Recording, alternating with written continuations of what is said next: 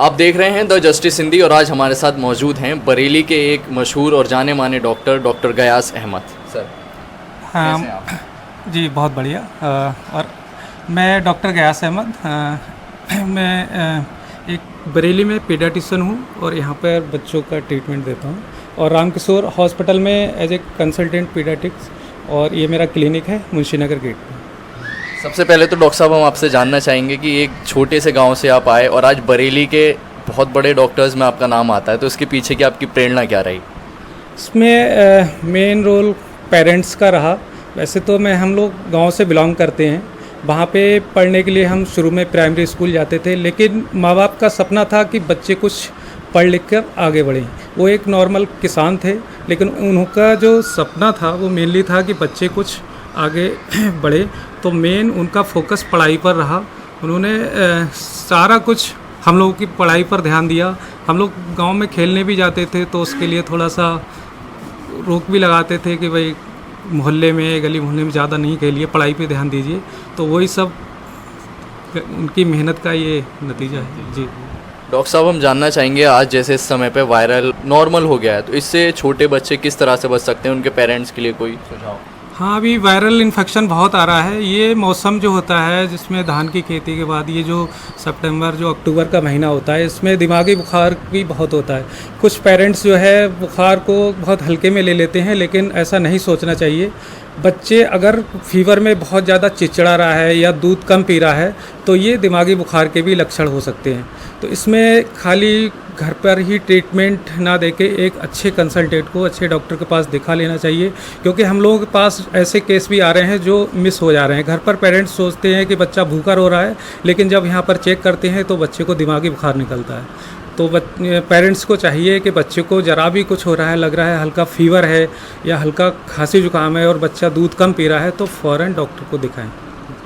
Doctor साहब, हम ये जानना चाहेंगे, कुछ पेरेंट्स जो होते हैं वो कंफ्यूज रहते हैं वैक्सीन और टीकाकरण में, तो उसमें दोनों में क्या अंतर है? वैक्सीन और टीकाकरण बहुत ज़रूरी हो गया है। जैसे देखा जाए, हम लोग पोलियो ड्रॉप नहीं पिलाना चाहते थे। जैसे मैं अपना भी बताऊं, हम लोग जब इंटर्नशिप चल रही थी तो पोलियो को ड्रॉप जब पिलाने जाते थे डोर टू डोर, तो पेरेंट्स जो है हम लोगों को मारने तक को ले लेते थे। लेकिन आज देखिए, इंडिया से पोलियो फ्री हो गया है, तो उसका वैक्सीन का ही नतीजा है। बाकी वैक्सीनेशन से बहुत फ़र्क पड़ता है। ये मिथ है कि वैक्सीन से कुछ नहीं होता है। देखिए, बहुत सारी डिजीज़ जो पुराने पॉक्स वगैरह ये होता था, ये सब कुछ जा चुका है इंडिया से। ये वैक्सीन का ही नतीजा है। इसलिए हम लोगों को कोशिश करनी चाहिए कि ज़्यादा से ज़्यादा बच्चों का अपना टीकाकरण कराएं। ज़रूरी नहीं है कि आप प्राइवेट सेटअप पे ही जाके करवाएं, क्योंकि थोड़ी वैक्सीन कॉस्टली भी हैं। गवर्नमेंट सेटअप पे सारी vaccine free of cost available हो गई हैं, तो पेरेंट्स को चाहिए ज़्यादा से ज़्यादा बच्चों का टीकाकरण कराएँ, जिससे जानलेवा बीमारियों से छुटकारा मिल सके। डॉक्टर साहब, अब कोविड आया था, कोविड के बाद से और अब आप क्या चेंजेस देखते हैं मरीजों के अंदर या बच्चों के अंदर? क्या फ़र्क आए हैं पहले के मुकाबले? हाँ, कोविड के टाइम से काफ़ी अवेयरनेस आई है। कोविड ने बहुत कुछ सिखाया। बहुत ही डरावना दौर था, वो जैसे तैसे निकल गया और उससे बच्चों को, पेरेंट्स को बहुत कुछ सीखने को मिला। अगर पेरेंट्स, बच्चों को कुछ होता है तो पेरेंट्स, सब मैंने देख रहा हूँ, कंसल्टेंट के पास जाकर दिखा रहे हैं और जो ट्रीटमेंट है उसमें भी फ़र्क पड़ा है। अब गांव से जो अनट्रेंड, मतलब जो ऐसी दवाइयाँ ले लेते हैं मेडिकल स्टोर से बगैर डॉक्टर को दिखाए, तो अब पेरेंट्स थोड़े अवेयर हुए हैं, वो अच्छे डॉक्टरों के पास जाके बच्चों को दिखा रहे हैं। मतलब आप ये मानते हैं कि कोविड के बाद से गांव के अंदर भी अवेयरनेस मेडिकल को लेकर ज़्यादा फैली है? जी जी, वो डॉक्टरों के पास जा रहे हैं पेशेंट जो है। और ऐसा नहीं है कि जो बड़े डॉक्टर होते हैं वो सब मतलब फीस को लेके थोड़ा परेशान होते हैं, तो बहुत सारे डॉक्टर हैं जो इस चीज़ को भी कंसीडर कर रहे हैं और फ्री ऑफ कॉस्ट भी ट्रीटमेंट दे रहे हैं। डॉक्टर साहब, अगर हम गलत नहीं है तो आपके एक भाई शायद चंद्रयान 3 की सफलता में भी रहे हैं, उनके बारे में कुछ? जी जी हाँ, वो मुझसे छोटा भाई है और वो बहुत जीनियस स्टूडेंट रहा और उसका सपना यही था कि मैं अपने इंजीनियरिंग फील्ड में कुछ करूं। उसका एडमिशन यहाँ रोहिलखंड यूनिवर्सिटी में हुआ था, फर्स्ट अटैम्प्ट पे ही उसने बीटेक गोल्ड मेडल के साथ किया था और फिर बेंगलोर में इसरो में उसका सिलेक्शन हो गया। उनका यही सपना था कि मैं कुछ आगे करूं और उन्हें इतनी मेहनत की। आज वो as a head of department ISRO में काम कर रहे हैं और चंद्रयान 3 में उनकी टीम का बहुत बड़ा रोल रहा, जो हमारे हिंदुस्तान और पूरी दुनिया के लिए फ़ख्र की बात है।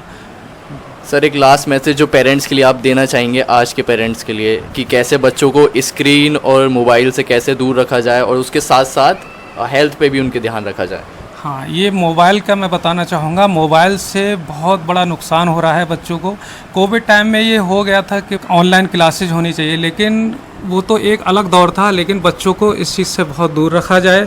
मोबाइल का एडिक्शन बहुत ख़राब है, इससे बच्चों को ऑटिस्टिक डिसऑर्डर, आई प्रॉब्लम, ये बहुत सारी चीज़ें हो रही हैं। बच्चे सही से पढ़ाई पे ध्यान नहीं दे पा रहे हैं, उनमें इरिटेशन, चिड़चिड़ापन और ऑटिज्म के केस बहुत बढ़ते जा रहे हैं इसकी वजह से। तो पेरेंट्स को चाहिए ये इससे बच्चों को थोड़ा सा दूर रखा जाए तो ज़्यादा बेहतर। डॉक्टर साहब एक कोई मैसेज जो आप खुद एक बहुत ज़्यादा मतलब एक विलेज से आए हैं आप, और आप आज डिस्ट्रिक्ट में एक one of the best doctors में से एक हैं, तो इस युवाओं के लिए आप कोई मैसेज देना चाहेंगे? हाँ, मैं ये कहना चाहूँगा, जो गांव के जो बच्चे होते हैं ख़ास तौर पे, वो ये सोचते हैं, और पेरेंट्स की भी ये सोच होती है कि पढ़ लिख के क्या फ़ायदा, लेकिन ऐसा नहीं है। एक गांव का बहुत ही गरीब फैमिली का, एक नॉर्मल फैमिली का भी बच्चा बहुत कुछ कर सकता है, बहुत कुछ आगे बढ़ सकता है। देखिए, दिमाग सबके पास होता है, बस उसको इस्तेमाल करने की ज़रूरत होती है, उनको डायरेक्शन देने की ज़रूरत होती है। अगर बच्चा या पेरेंट्स फोकस कर लें कि हमें बच्चे को कुछ कराना है, तो वो ज़रूर अपने मंजिल तक पहुँचेगा। इससे हमारे गाँव का, हमारे एरिया का और हमारे देश का नाम रोशन करेगा। थैंक यू सर आपका हमारे साथ जुड़ने के लिए।